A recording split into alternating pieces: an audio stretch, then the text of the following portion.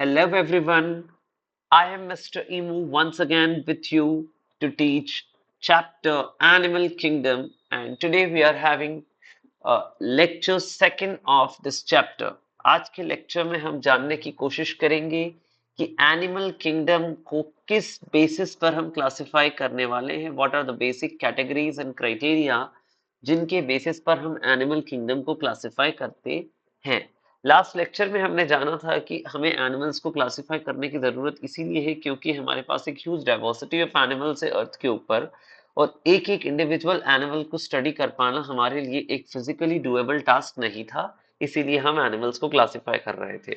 उसके बाद हमने देखा था सबसे पहला अटेम्प्ट एनिमल्स को क्लासिफाई करने का सर एरिस्टोटल का था, जिन्होंने एनाइमा और इनाइमा जैसी दो कैटेगरीज बना दी, जिसमें एनिमल्स को प्रेजेंस और absence of red blood corpses के आधार पर हमने क्लासिफाई किया था। उसके बाद हमने कहा था कि हम थोड़े एडवांस क्लासिफिकेशन स्कीम की तरफ चलेंगे, जो कि डिपेंडेंट होती है अलग अलग क्राइटेरिया के ऊपर, और उनमें से कुछ क्राइटेरिया के नाम हमने लिखे थे, जैसे level of organisation, body plan, body symmetry, number of germ layers, presence और एब्सेंस ऑफ बॉडी कैविटी। इस तरीके के और भी हमारे कई क्राइटेरिया थे जिनको हम आज के लेक्चर में डिटेल में जानेंगे। ठीक, तो let's begin with this particular lecture, और हम शुरुआत करते हैं लेवल ऑफ ऑर्गेनाइजेशन के साथ। Since we are talking of level of organisation class, तो ये किस बात की, हमें किस चीज के बारे में समझा रहा है? इसे समझिए कि आप अर्थ के ऊपर, हमने कहा था एनिमल्स अलग अलग शेप साइज के देखने को मिलते हैं।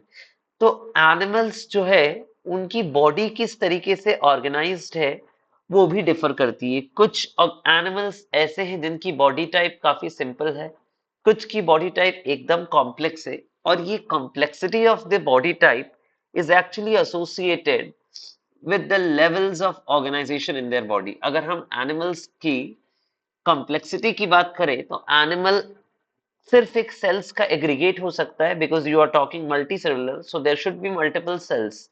नॉट नेसेसरी कि वो मिलकर एक टिश्यू बना ले, हो सकता है कि मात्र वो एक सेल का एग्रीगेट हो, और कई बार होता है कि वो टिश्यू बना ले पर टिश्यूज ही काम कर रहे हो एनिमल में, ये भी हो सकता है।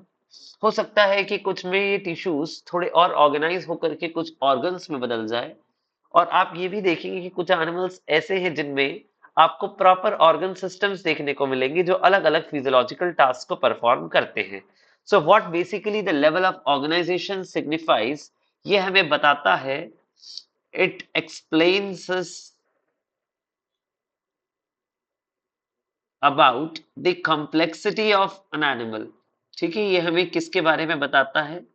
It explains us about the complexity of an animal, कि कोई एनिमल कितना कॉम्प्लेक्स है, हमें उसकी लेवल ऑफ ऑर्गेनाइजेशन से इस बात का पता चल जाता है। Since some animals are simple in their body structure, some animals are simple in their body structures, कुछ बड़े सरल से सिंपल से एनिमल्स होते हैं, जैसे अगर हम देखें स्पॉन्जेस को, तो वो काफी सिंपल है अपने बॉडी स्ट्रक्चर्स के टर्म्स में। पर कुछ एनिमल्स, जैसे अगर हम देखें एक ह्यूमन बीइंग को देखें जो कि one of the most complex animal है, तो आप देखोगे कुछ काफी सिंपल है, but some animals have complex body structures. ठीक है, some animals have complex body structures. ठीक, हमने ये पॉइंट नोट कर लिया है कि कुछ एनिमल्स काफी सिंपल बॉडी स्ट्रक्चर वाले होते हैं, कुछ काफी कॉम्प्लेक्स बॉडी स्ट्रक्चर्स के साथ में होते हैं। इससे हम ये कंक्लूजन डिराइव करते हैं, this suggests us that this suggests that different groups of animals, हम बोल सकते हैं different groups of animals have different levels of organisation.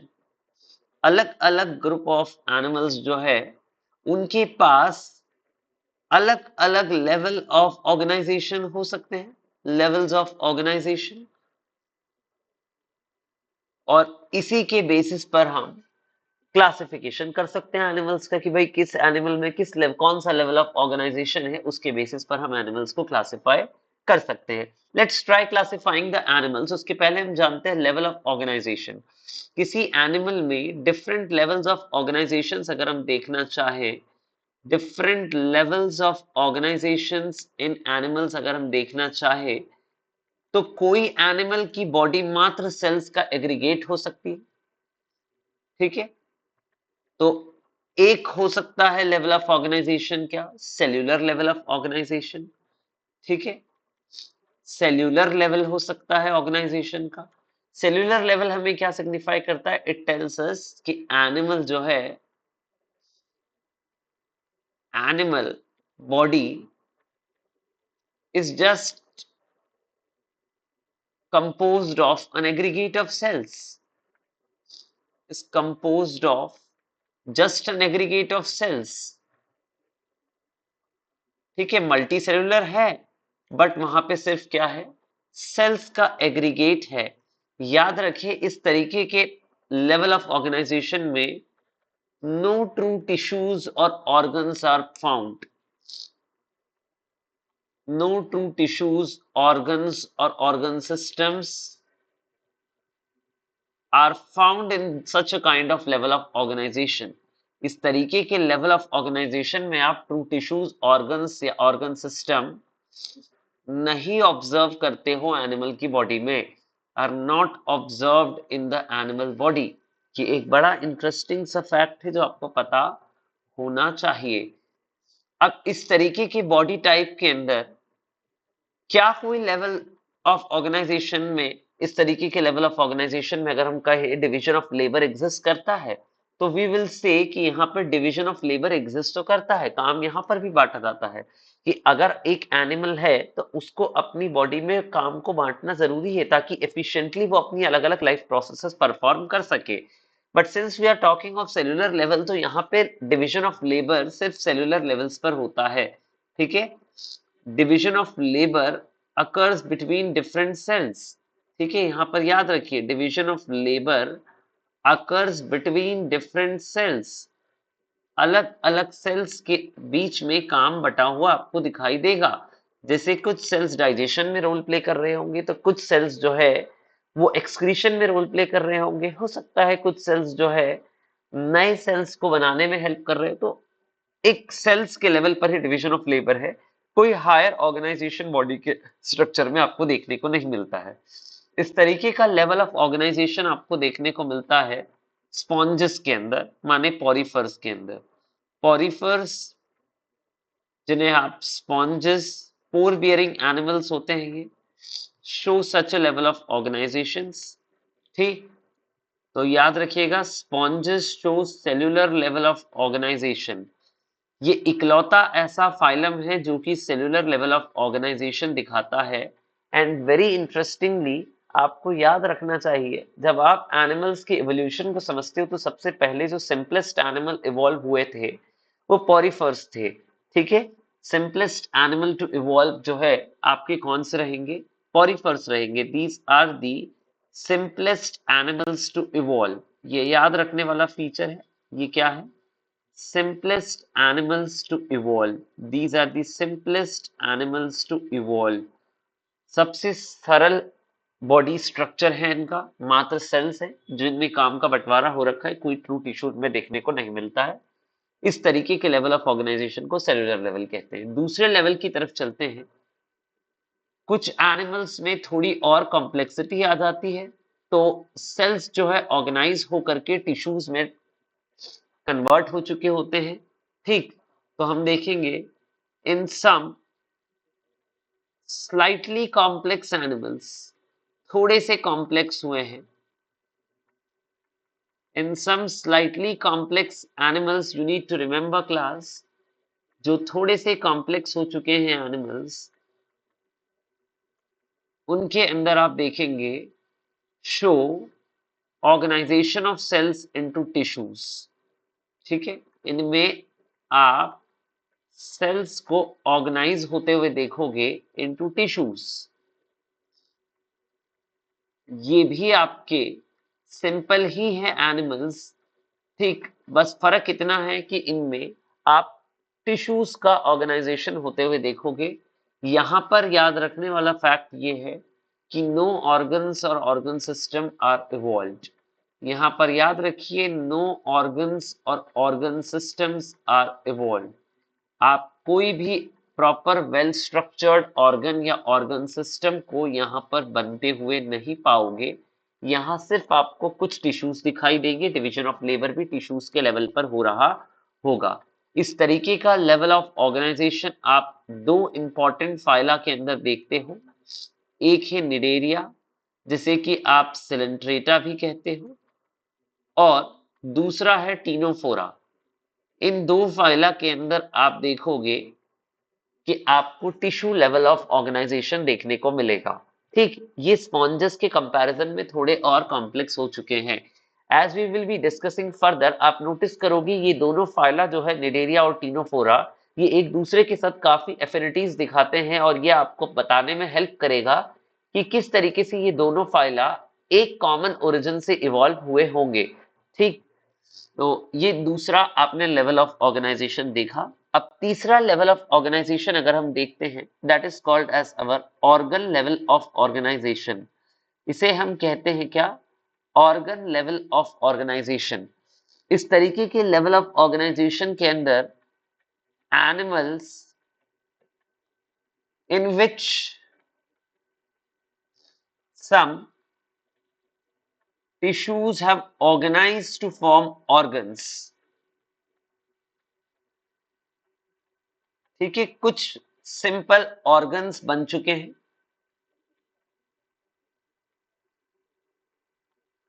But आपको यहां पर याद रखना है, no organ systems are present. यहां पर आप ऑर्गन सिस्टम को ऑब्जर्व नहीं करेंगे, इनकी बॉडी में सिर्फ आपको ऑर्गन्स देखने को मिलते हैं। No organ systems are present. ठीक, कोई ट्रू ऑर्गन सिस्टम आपको यहाँ पर देखने को मिलेगा नहीं। एग्जाम्पल अगर हम देखें, इस तरीके के लेवल ऑफ ऑर्गेनाइजेशन के सबसे बढ़िया एग्जाम्पल्स होते हैं आपके फ्लैटवर्म्स। ठीक है, which belong to the phyla of platyhelminthes. Platyhelminthes phyla के मेंबर्स जो है, जिन्हें कि हम क्या बोलते हैं, फ्लैटवर्म्स, इनमें आपको कुछ सिंपल ऑर्गन्स देखने को मिलेंगे, बट आप यहाँ पर प्रॉपर ऑर्गन सिस्टम जो है वो ऑब्जर्व नहीं करेंगे। ठीक है, तो this was the third level of organisation. ये थोड़े से और कॉम्प्लेक्स हो चुके थे animals as compare to your cnidarians and ctenophores. At last, जो आपका सबसे कॉम्प्लेक्स लेवल ऑफ ऑर्गेनाइजेशन आप किसी भी एनिमल के अंदर देखते हो, वो है ऑर्गन सिस्टम लेवल। आप देखोगे यहाँ पर इस तरीके के लेवल ऑफ ऑर्गेनाइजेशन के अंदर organs, in these animals we should write it like this: in these animals, organs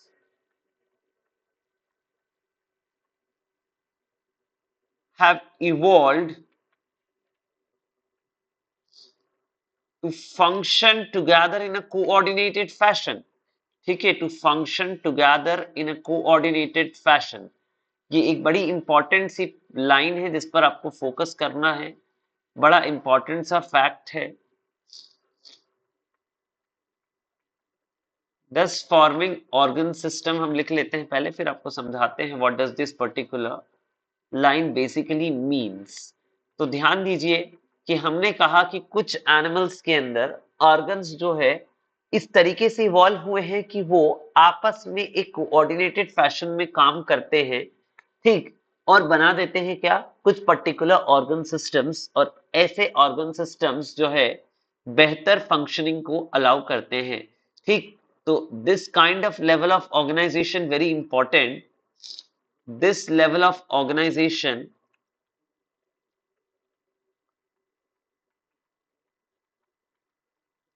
is found in complex animals। ठीक, जो एनिमल्स कॉम्प्लेक्स होते हैं उनके अंदर आपको इस तरीके की लेवल ऑफ ऑर्गेनाइजेशन देखने को मिलती है, and this allows for efficient functioning of life processes. ठीक है, this allows for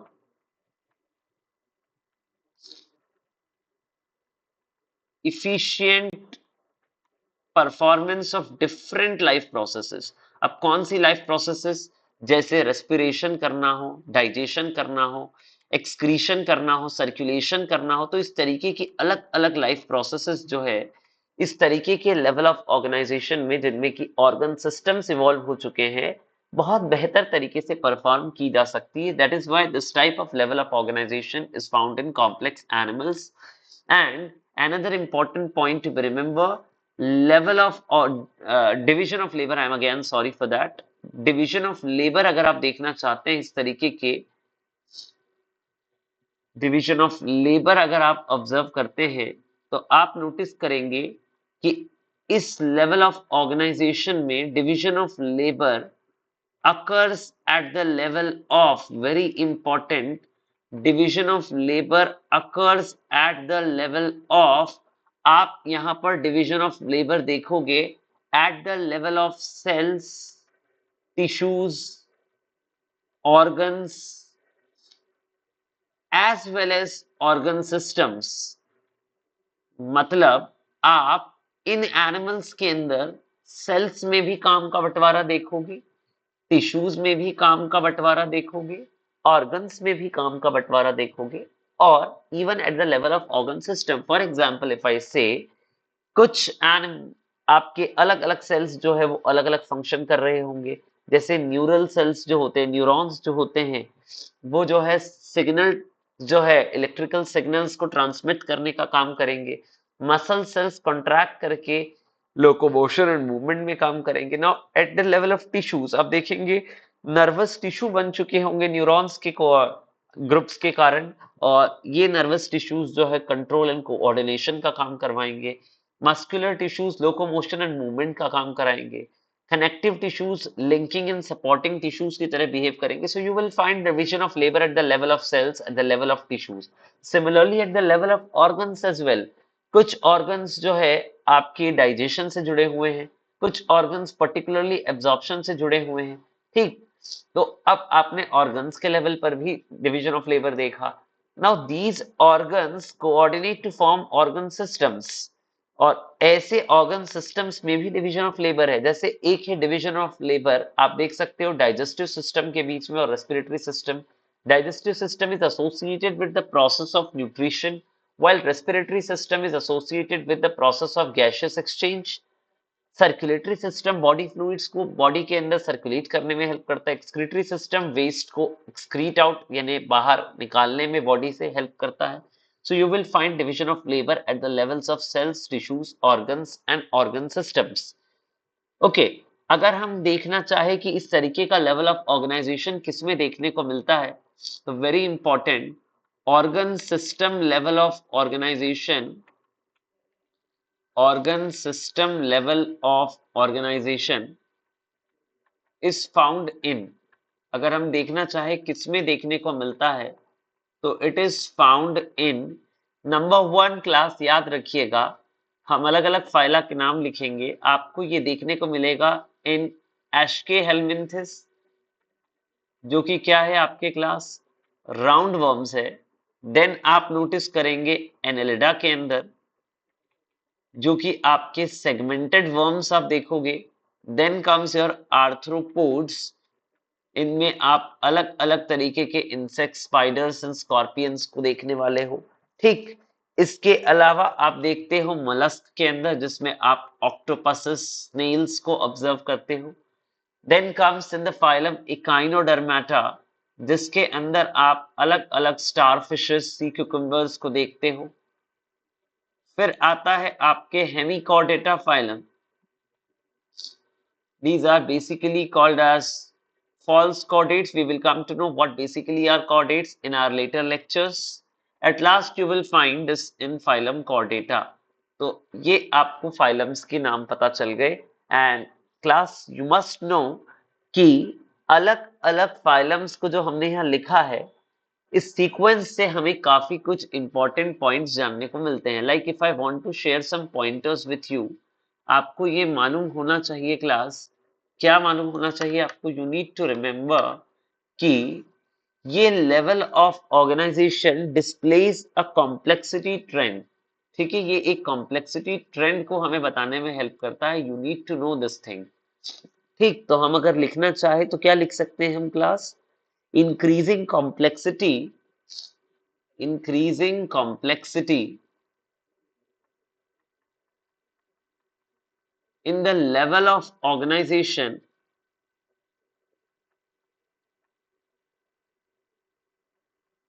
of different animals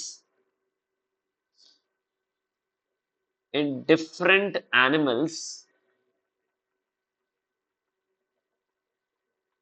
is suggestive of an evolutionary trend। ये एक evolutionary trend की तरफ हमें लेकर चलता है, ठीक है? तो याद रखिएगा, is indicative और is suggestive of an evolutionary trend। इस लाइन का मतलब ये है कि जैसे जैसे एनिमल्स कॉम्प्लेक्स होते चले जा रहे हैं, ये हमें बताता है कि कैसे कैसे एनिमल्स धरती के ऊपर इवॉल्व होते चले गए। सिंपल एनिमल्स पहले आए, उनसे थोड़े कॉम्प्लेक्स आए, फिर उनसे थोड़े और कॉम्प्लेक्स आए, and at last the most complex animals. So it is basically showing us an evolutionary trend कि किस तरीके से अर्थ के ऊपर इतनी ह्यूज डाइवर्सिटी ऑफ एनिमल्स जो है इवॉल्व हुई है। This can be understood through the complexity in the level of organizations of different animals। So this is a very important point which I think must be known to you।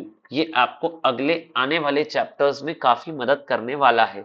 जैसे evolution chapter जो हम class 12 के chapter में पढ़ने वाले हैं, तो वहां पर ये कॉम्प्लेक्सिटी ट्रेंड के बारे में मैं थोड़ा सा और डेप्थ में आपको लेकर के चलूंगा, जिससे कि हम ये कह पाएंगे कि कैसे अर्थ के ऊपर अलग अलग कॉम्प्लेक्सिटी के एनिमल्स इवॉल्व हुए हैं।